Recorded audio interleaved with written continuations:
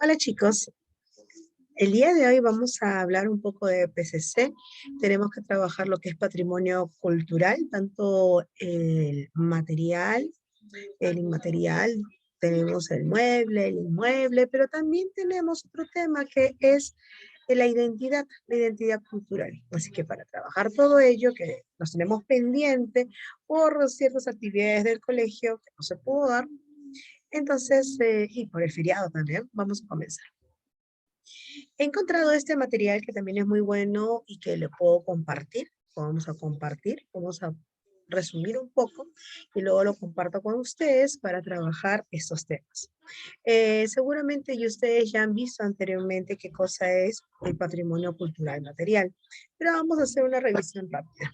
Por ejemplo, dice así, es el conjunto de qué cosa? De monumentos y colecciones de qué? De objetos. No se te viene algo a la mente, o sea, cuando te dicen conjunto de monumentos, colecciones de objetos, sobre todo en colecciones de objetos, que museos, ¿no es cierto? Y es más, aquí lo dice, y se conservan principalmente en los museos, ¿no? En el Perú, el patrimonio cultural se diferencia principalmente por dos criterios, o sea, aquí vemos que hay monumentos, pero también hay colecciones de objetos. Cuando vemos colecciones de objetos, los vemos en los museos y monumentos, por ejemplo, en las plazas, ¿no? Hay plazas donde está ello, ¿no? Y también dentro de los museos también podemos encontrar, ¿no? O también hay museos de sitio, en fin. Pero dentro del Perú vemos dos formas. Lo podemos diferenciar por dos criterios. Uno es, ya, cuando es tipo material, tenemos el material que es inmueble y el material que es mueble. Y vamos a tomarlo mueble como un movimiento, que se puede mover. Inmueble que no se puede mover.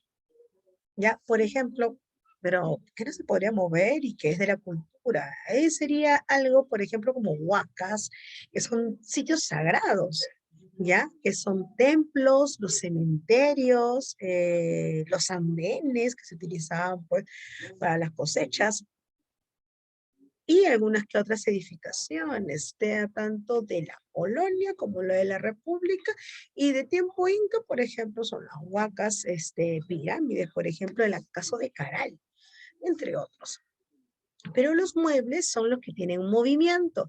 Y los que tienen movimiento, por ejemplo, es que yo me puedo llevar de un museo a otro de repente para una edición especial del museo. Vamos a presentar algunas cosas, por ejemplo, ¿qué? Ceramios, de repente, armas de la antigüedad, monedas, documentos. Por ejemplo, hay el Centro Cultural Garcilaso de la Vega, que queda en el centro de Lima, tiene muchas veces colecciones, son temporales, ¿no? Van a ser presentaciones de colecciones temporales y vamos a presentar, se va a presentar ahí algunos documentos, ¿no? Que han sido prestados, son colecciones personales, ¿no? Y la vamos a ver por ahí. Entonces, esos son muebles porque se pueden mover de un sitio a otro, ¿no? Entonces, por eso son muebles. Ya se pueden trasladar como pinturas, cerámicas, máscaras, monedas, algunos documentos, partidas, libros, espadas de repente, entre otros. Y entonces, ya tenemos eso. Aquí podríamos hacer, que sería bastante bueno, siempre lo recomiendo, por ejemplo, a los alumnos de quinto de secundaria, a mis alumnos de cuarto también, que hagan esquemas, ¿no? Esquemas y que pongan, por ejemplo, ahí, cómo diferenciamos mueble de inmueble, o que también, no solamente el concepto, sino que también, después del concepto, pongamos algunos ejemplos para este esquema, un bonito organizador que nos ayuda para estudiar. Vamos a ver la siguiente. Aquí, por ejemplo, otra forma de verlo, aparte si es mueble inmueble, es por la época en que fue originado. ¿Ya? Entonces, por ejemplo, podemos ver que puede ser un patrimonio arqueológico y esto viene de épocas prehispánicas, y cuando hablamos de prehispánicas es antes de la llegada de ¿quién? De los españoles, prehispánicas. Por ejemplo, este, han visto que últimamente se está hablando acerca de la zona de Huaraz, donde está pues Templo de Chavín de Huántar. Bueno, Templo de Chavín de Huántar pertenecería a lo que es el patrimonio arqueológico, ¿no? Las ciudadelas, todo ello, em, Chan Chan, por ejemplo, es arqueológico. Machu Picchu, por ejemplo, de repente se te ha venido a la mente. Arqueológico, patrimonio arqueológico. O sea que es todos aquellos objetos, monumentos eh, que han sido elaborados, han sido creados en épocas antes de los españoles, prehispánicas. Pero después tenemos el patrimonio histórico. Y así lo conocemos a a lo material, ya que puede ser también igual objetos, monumentos, pero que han sido pues eh, ¿no? Posteriores a lo prehispánico o en la época ya de los españoles, o sea, colonia, república, por ejemplo, el palacio por aquí que vemos de Torre Tagle, las diferentes banderas, porque no hubo una, sino varias banderas que representaban al Perú, entre otros, ¿no? Entre otras zonas, ¿no? Que pertenecen, por ejemplo, el centro de Lima, ya tiene pues un pasado histórico, ¿no? El diseño es un diseño pues traído por los españoles, entonces también ello. Aparte de estas dos categorías, podemos reflejar algunas otras, por ejemplo, patrimonio cultural subacuático, patrimonio industrial y patrimonio cultural documental. Por aquí podemos ver lo siguiente, ¿no?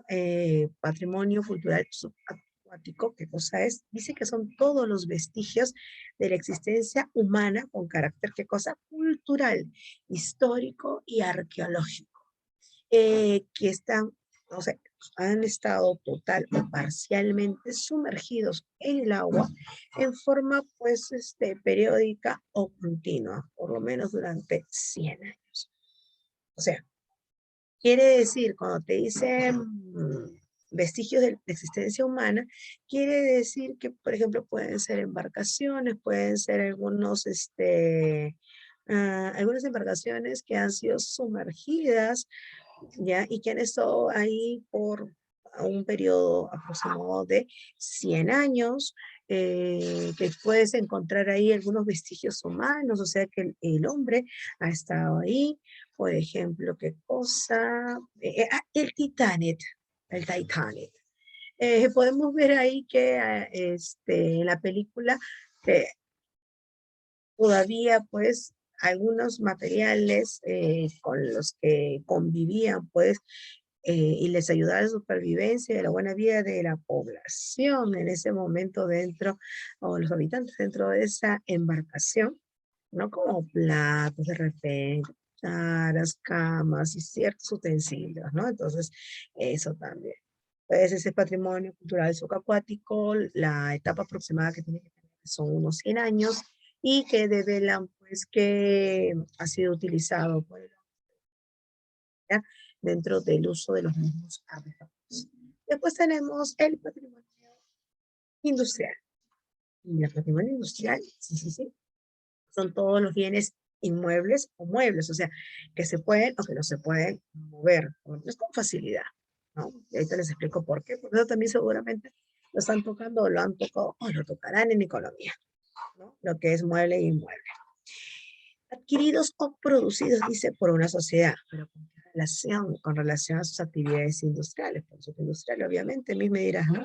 De adquisición, producción o transformación a todos los productos generados a partir de estas actividades material o documental relacionado. En esta foto podemos ver algunas máquinas que corresponden a la etapa pues industrial y estas maquinarias está ligado con la etapa industrial, ligado con la historia, con el desarrollo del hombre, ya aquí, por ejemplo, podemos ver algunos sitios que guardan las máquinas antiguas, ¿cuáles? Máquinas de escribir, por ejemplo, en el museo se guarda ello. Otras máquinas que se pueden guardar son las fotográficas, ¿no? Las más antiguas están ahí resguardadas. Después de las máquinas de hilar, por ejemplo, de tejer, ¿ya? Entonces, todo ese desarrollo de la humanidad en lo industrial también se guarda, ¿ya? También es que lo que pasa es que todo ello sirve como objeto de estudio para ver el desarrollo de las sociedades, cómo el hombre ha ido evolucionando en cuanto a las necesidades que ha tenido y cómo ha sabido adaptarse a las nuevas épocas, porque este de aquí, la industrial, va a desplazar un poco pues el trabajo de las personas dentro de las fábricas y así pues han ido avanzando. Después tenemos el patrimonio cultural documental, y cuando hablamos de documental hablamos de documentos, o sea, se conservan archivos. En el Perú, por ejemplo, está el AGN, ¿no? Entonces, el AGN, ¿qué cosa es? Es el Archivo General de la Nación, por ejemplo. Pero hay otros archivos también aparte de la Nación, porque cada entidad, ya cada entidad va a elaborar documentos y esos documentos nos sirven para eh, ver el trabajo que ha habido ahí, develar las funciones, problemas de repente, pero la historia en sí de cada una de las organizaciones.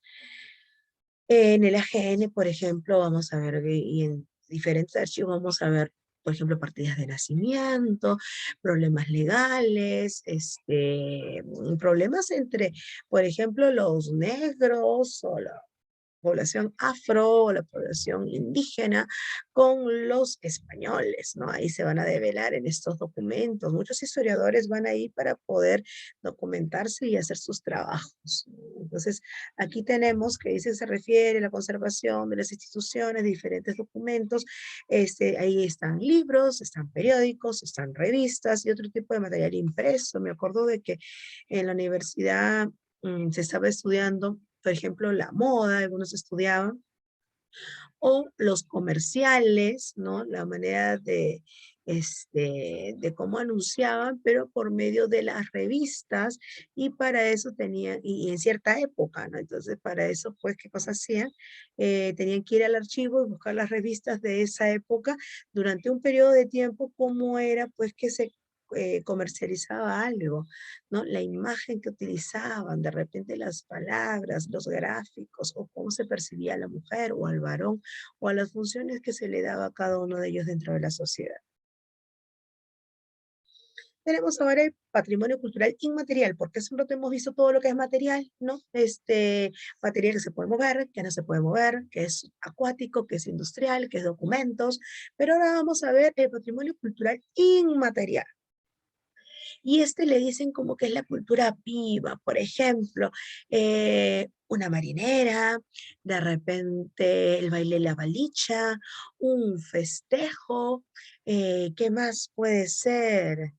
Una zamacueca, ¿no? Entonces, todo ello devela expresiones del pueblo y muchas veces no son estas expresiones, un ratito que me olvidé de ponerme los lentes, ya me están ardiendo los ojos, no son solamente, pues, expresiones aisladas, sino que esto tiene toda una historia y uno puede conocer la historia de nuestra sociedad porque son fusiones, a veces son fusiones del afro con el indígena y con el español.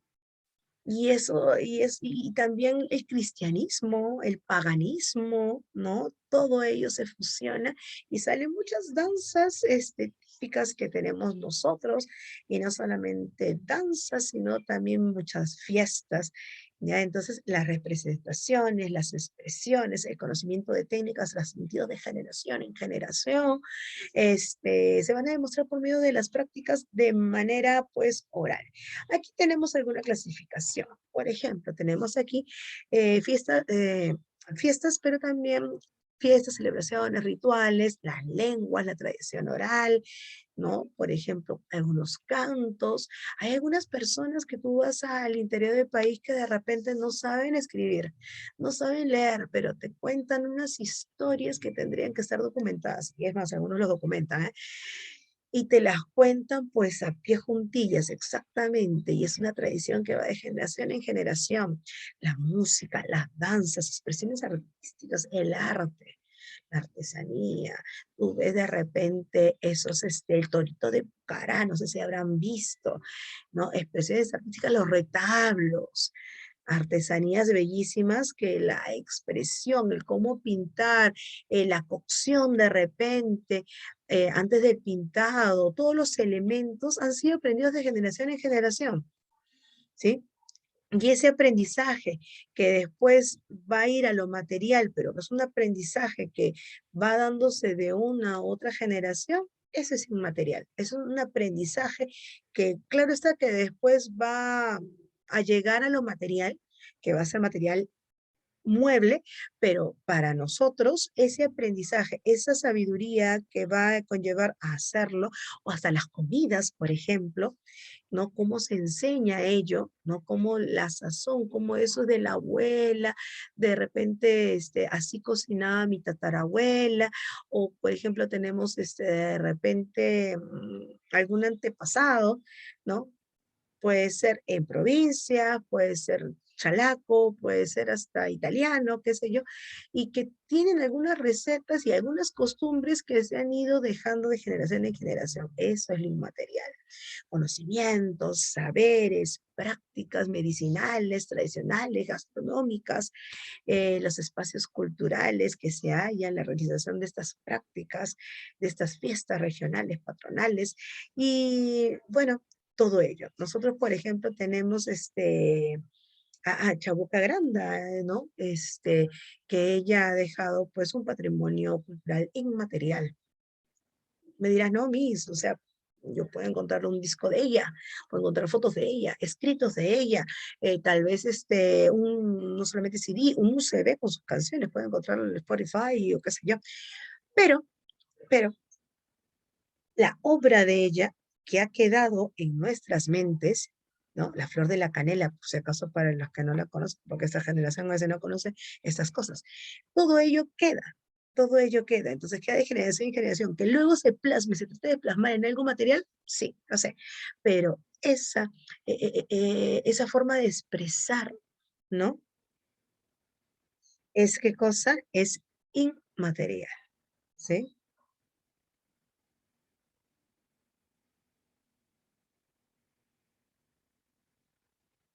Muy bien.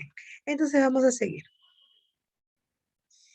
Mapa de expresiones del patrimonio cultural inmaterial. Bueno, por aquí hay un mapita, ¿no? Que han puesto, ¿no? Con el patrimonio cultural inmaterial, o sea, en las zonas donde se puede dar una o más expresiones de la cultura, por ejemplo, la fiesta de la Virgen de la Caldera de donde se da, y así la fiesta de San Pedro y San Pablo, ¿no? El Inti Raymi, podemos de repente ir buscando la información y viendo pues dónde y mapeamos un poquito dónde puede caber cada uno y donde vayamos en el Perú siempre hay una expresión. Aquí vamos a ver patrimonio cultural inmaterial y aquí vemos una mujer aguajún artesana, ¿no? Entonces, por más que el cerámico sea material, ¿no? Todo eso aprendido, o sea, la forma, todo lo que uno sabe, cómo lo puede plasmar. Eso de ahí, ¿no? Eso aprendido, eso que va de generación en generación, eso que le dejó sus antepasados y ella lo va a volcar en los que vienen, es algo inmaterial. Y eso se va a reflejar en algo material, ¿cierto? Claro, entonces por aquí vemos a esta mujer alfarera, ¿no? Como seguramente le va a enseñar a otras. En la cultura Oaxum, la producción de cerámica está a cargo de las mujeres. Según un mito Oaxum, Nukui, madre de la tierra, enseñó a las mujeres Oaxum a vivir en armonía con la naturaleza, a transmitir los saberes necesarios para sembrar, para cuidar las plantas y de las semillas, criar a los infantes, atender y mantener unida a la familia. Entonces estamos hablando un poquito del papel de la mujer, el rol de la mujer para ellos, y que fue enseñado por la madre tierra, quien se le da una connotación femenina, y llamada Nukui. Vamos a ver que las alfareras deben demostrar el respeto por Nukui para evitar que ésta sienta o se sienta maltratada o se ponga celosa y que las castigue perjudicando, ¿qué cosa? La producción. Para lograrlo, para lograr ello, siguen un conjunto de ritos y prohibiciones en el proceso de extracción de la arcilla y las plantas que se utilizan para la elaboración de la cerámica. Este se produce en tres fases, dice. Primero, los elementos del bosque se recolectan. Segundo, se van a transformar en vasijas por modelado y cocción. Y tercero, las vasijas, ¿qué va a pasar con las vasijas? Se van a caracterizar con unos diseños que van a expresar cuál es la utilidad. También tienen un sentido de estético, un sentido de belleza. La alfarería Awajún es una forma de mantener el vínculo ya de Camus, conocimiento profundo sobre la selva entre generaciones de las mujeres. Las ceramistas comparten su arte dentro de las redes familiares, pero al mismo tiempo mantienen secretos y transmiten ciertos conocimientos solamente a las personas que son más cercanas. Al fortalecerse la producción artesanal, se fortalece también la identidad, ya que los conocimientos ancestrales están íntimamente ligados a la cultura y a la continuidad de su lengua, pues los insumos, las herramientas, las técnicas y las piezas se denominan un lenguaje aguajún. O sea, un lenguaje aguajún también, ¿qué cosa es? Es la expresión, o sea, esta expresión que van a reflejar las alfareras, pues en su trabajo es también un lenguaje no verbal, pero lenguaje, o sea, te dice algo. Por esos motivos, los conocimientos sobre cerámica Aguajún han sido declarados Patrimonio Cultural de la Nación en febrero de 2017. Entonces, trabajar estas obras, para ellos es una forma de lenguaje, es cierto, porque nos dice algo, nos dice el respeto a la madre tierra que es Nukuy, también el que estos saberes, solamente algunos pasen al círculo más cercano, también nos dice algo, o sea, también nos dice de que no es algo para cualquiera, que es algo cuidado celosamente y que solamente los que tienen la confianza de lo pueden tener, ¿ya? Patrimonio mundial cultural y patrimonio natural.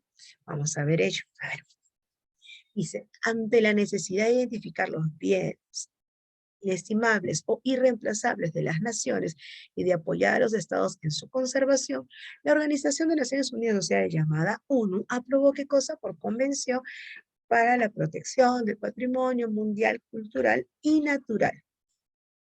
Y encargó a la UNESCO a administrar su cumplimiento. Como parte de esta labor, la UNESCO elaboró una lista de patrimonio mundial. Actualmente la lista cuenta con 936 sitios inscritos, de los cuales 725 son bienes culturales, 183 son bienes naturales, 28 son bienes mixtos, situados en 153 países. Cuando un bien entra en esta lista, el compromiso es de protección de estos por parte de quién? De todos los estados. Es supervisados y regulados por quién? Por la UNESCO. Pero tenemos ahora Perú. Perú cuenta con 12 sitios inscritos, de los cuales 6 son bienes culturales, 2 son bienes naturales y 4 son bienes mixtos. Vamos a ver cuáles. Aquí está. Y vemos lo siguiente. Culturales. Los culturales son Centro Histórico de la ciudad de Arequipa, Centro Histórico de Lima, Ciudad del Cusco, Ciudad Sagrada de Caral en Sucre, ¿no? Y las líneas o geoglifos de Nazca en las Pampas de Jumana.